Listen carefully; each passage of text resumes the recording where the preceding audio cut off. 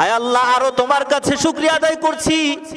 আল্লাহ, তোমার অবাধ্যদের শাস্তি দেওয়ার জন্য আমি দোজখকে বানাইছো, কিন্তু আমি দোজখকে শাস্তি দেওয়ার মতো আর কোন প্রাণী তুমি বানাও নাই।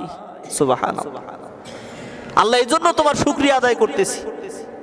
এই আল্লাহর শুকরিয়া আদায়ের পরে, আল্লাহর শুকরিয়া আদায় সমাপ্তির পরে ওই দোজখ 30,000 মাথা নিয়ে আল্লাহর দরবারে সেজদায় পতিত হয়ে আল্লাহর কাছে ফরিয়াদ করবে, আল্লাহ গো, তুমি তোমার অবাধ্য বান্দা যারা দুনিয়ায় বসে তোমার বিধিবিধানগুলো মানে নাই, নামাজ রোজা সহি শুদ্ধভাবে আদায় করে নাই, আল্লাহ তোমার দ্বীনের পথে আসে নাই, পরিপূর্ণ দ্বীন তারা দাওয়াত পাওয়ার পরেও গ্রহণ করে নাই, আল্লাহ তোমার এই অবাধ্য বান্দাদের শাস্তি দেওয়ার জন্য আল্লাহ আমার শক্তিটাকে তুমি আরো বহুগুণে বৃদ্ধি করে দাও।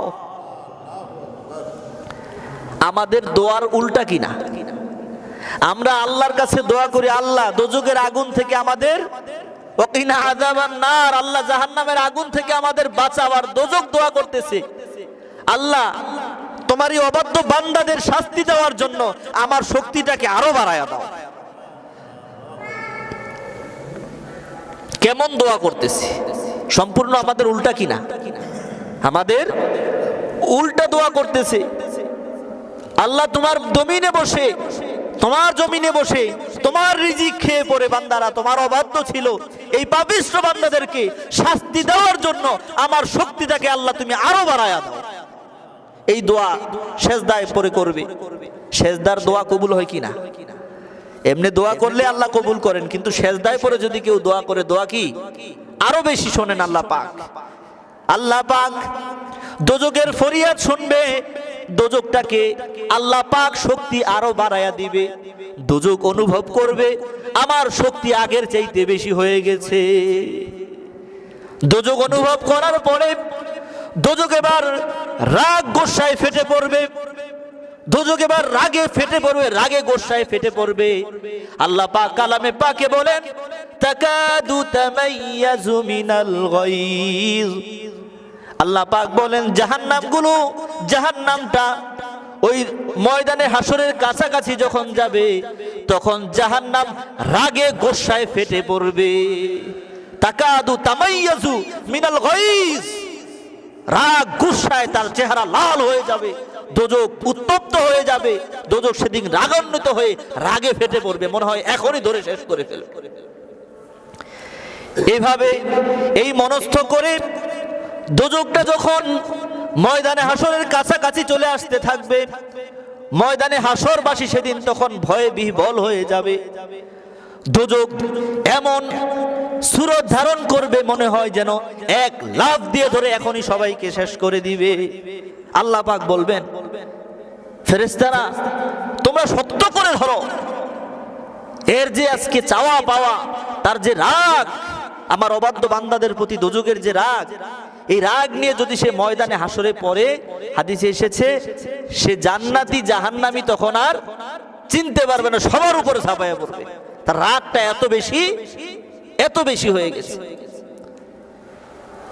এবার দোজখ কাছাকাছি এসে জাহান্নামের উপরে লাফ, ময়দানে হাসরের উপরে লাফ দিয়ে পড়তে চাবে, কিন্তু ফেরেশতারা শিকল দিয়ে এমন ভাবে ধরবে ওই দোজখ আর লড়তে পারবে না, দোজখ সামনে যেতে পারবে না। দোজখ রাগে গোসায় তার দাঁতগুলো দিয়ে কিটিমিটি করতে থাকবে। একটু আগেই শুনেছেন দাঁতগুলো কতটুকু বড়, এক একটা দাঁত হলো, নবী বলেন 1000 উহুদ পাহাড়ের সমান হবে একটা দাঁত। নাউযুবিল্লাহ। এই দাঁত নিয়ে দোজখ এক একটা মুখের ভিতরে 30,000 করে দাঁত, এভাবে 30,000 মুখের যতগুলি দাঁত আছে এই দাঁত দিয়ে দোজখ তখন কিটিমিটি করতে থাকবে। দাঁতে দাঁতে শব্দ করে কিটিমিটি করে না, এরকম কিটিমিটি করতে থাকবে। হাদিসে আছে যে 40টা দুনিয়ার সমান যে ময়দানে হাসর, এই ময়দানে হাসরের এক প্রান্ত থেকে আরেক প্রান্ত পর্যায়ে, আরেক প্রান্তে যারা থাকবে, এক প্রান্ত থেকে আরেক প্রান্ত পর্যন্ত প্রত্যেক ময়দানে হাসরবাসীর কান ফেটে যাওয়ার উপক্রম হবে। আল্লাহু আকবার। দোজকের যে রাগ গোসা হয়ে দোজক যে জাহান্নামীদের উপরে পড়তে পারবে না ময়দানে হাসরে, দোজকের যে রাগ হবে, রাগে যখন একটা মনের কাজ করতে চায় এটা যখন আটকায় রাগ আর বাড়ে না। দোজকের রাগ এমন বাড়বে দাঁতে কিটিমিটি খেতে থাকবে। এই দাঁতে কিটিমিটি খেতে খেতে তার দাঁতের যে শব্দটা হবে ময়দানে হাসরের এক প্রান্ত থেকে অপর প্রান্তে পর্যন্ত যত ময়দানে হাসরবাসী আছে সবার কানগুলো ফেটে যাওয়ার উপক্রম হয়ে যাবে। কেমন হবে সেদিন ভাইরা আমার, বন্ধুরা আমার, কানগুলো ফেটে যাওয়ার উপক্রম হয়ে যাবে। দোজক তো উঠতে পারবে না, কিন্তু দোজক সেদিন তার গোসা প্রদর্শন করার জন্য মুখ দিয়ে সাথে সাথে ফু দিতে থাকবে। যখনই দোজক ফু দিবে রাগে তার মুখ থেকে লক্ষ কোটি অগ্নি স্ফুলিঙ্গ বের হতে থাকবে। আগুনের চুলার মধ্যে যারা লাড়ে, লাকড়িটা কিছুক্ষণ পরে লাড়া দিলে অনেক স্ফুলিঙ্গ ওঠে না। এই দোজকের ভিতরে তো শুধু খালি আগুনের সাগর, মামুলি কোনো আগুন নয়, আগুনের সাগর। এই দোজক যখন আসতে পারবে না, রাগ হবে, যাতে কিটিমিটি খাবে, এক পর্যায়ে তার মুখ থেকে একটা বাতাস বের হবে, বাতাসের সাথে লক্ষ কোটি অগ্নি স্ফুলিঙ্গ বের হতে থাকবে।